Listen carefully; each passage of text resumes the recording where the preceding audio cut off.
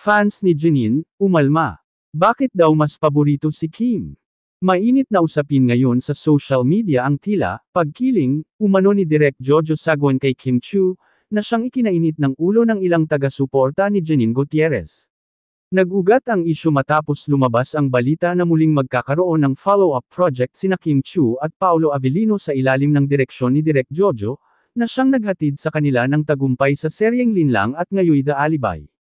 Nasaan ang Jenin Projects? Ang mga fans ni Jenin ay agad na nagtanong sa social media, bakit puro Kim Chiu na lang ang binibigyan ng spotlight ni Direk Jojo? Ayon pa sa ilan, deserving din umano si Jenin ng sunod-sunod na proyekto, lalo pat pinatunayan na rin ito ang galing niya sa drama at acting depth sa mga teleserye at pelikula. May ilang netizens pang nagbiro, si Jenin ba ang bagong underutilized talent ng ABS-CBN? Kim Chia's long-standing relationship with Direk Jojo. Ngunit para sa mga taga-suporta ni Kim, malinaw ang dahilan kung bakit siya ang madalas makatrabaho ni Direk Jojo. Matagal na ang kanilang professional relationship, mula sa mga teleserye noong early 2010s hanggang sa mga bagong proyekto ngayon. Ayon sa isang insider, may working chemistry sila ni Direk Jojo. Mabilis ang trabaho, kampante sila sa isa't isa, kaya madalas siyang piliin. Jojo Sagwan, walang pinapaboran. Hindi naman nanahimik si Direk Jojo Sagwan sa isyong ito.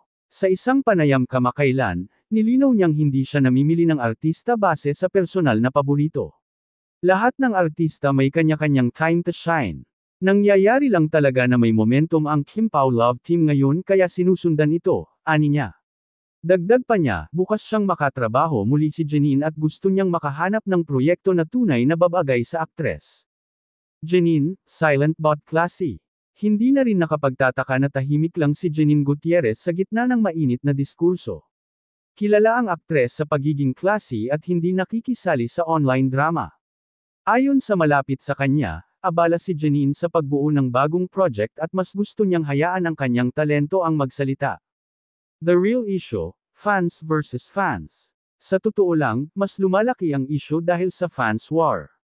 Sa halip na suportahan ang mga artista nila ng positibo, nauuwi sa kompetisyon at sama ng loob. Pareho namang may kani-kanyang husay sina Kim at Jenin, at sa industriya ng showbiz, ang bawat isa ay may sariling moment to shine.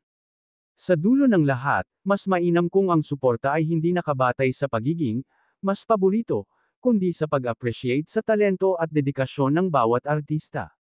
Sa ngayon, trending pa rin ang Kim Pao, pero hindi malabong sa mga susunod na buwan ay si Jenin naman ang muling mangibabaw.